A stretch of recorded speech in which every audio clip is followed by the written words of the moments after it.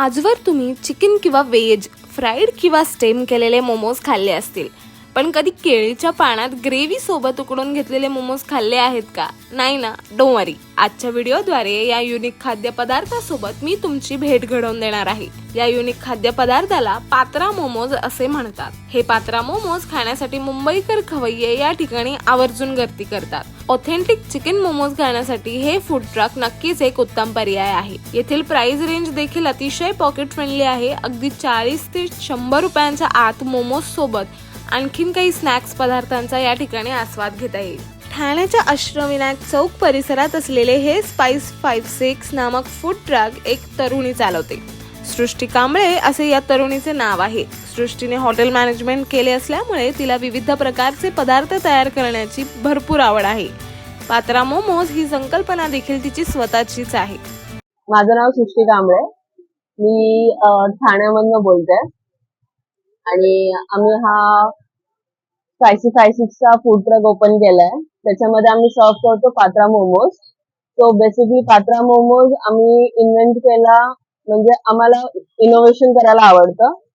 So तुम्ही मोमोज फक्त fried, steam किंवा ग्रेव्ही मोमोज खाल्ले असाल, पण आतापर्यंत तुम्ही कधी केळीच्या पाण्यामध्ये रोल केलेलं स्टीम केलेले मोमोज खाल्ले का? ते आमच्याकडे भेटतात. आमची स्टार्टिंग रेंज बघायला गेलं 40 टू मॅक्स 100, त्याच्यावरती आमची रेंज आहे. दिस इज पात्रा मोमो. सो आता आपण ओपन करतोय.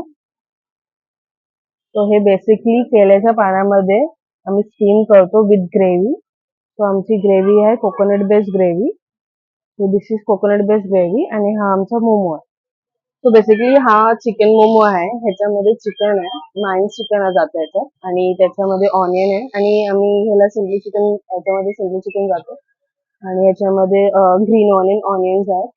ही केळ्याची पानं ही आपण बघितलं गेलं तर मोस्टली कोकणामध्ये ही केळ्याची पानामध्ये जेवण सर्व केलं जातं. सो मी स्वतः कोकणातली आहे आणि मला केळ्याच्या पाण्यामध्ये जेवायला आवडतं.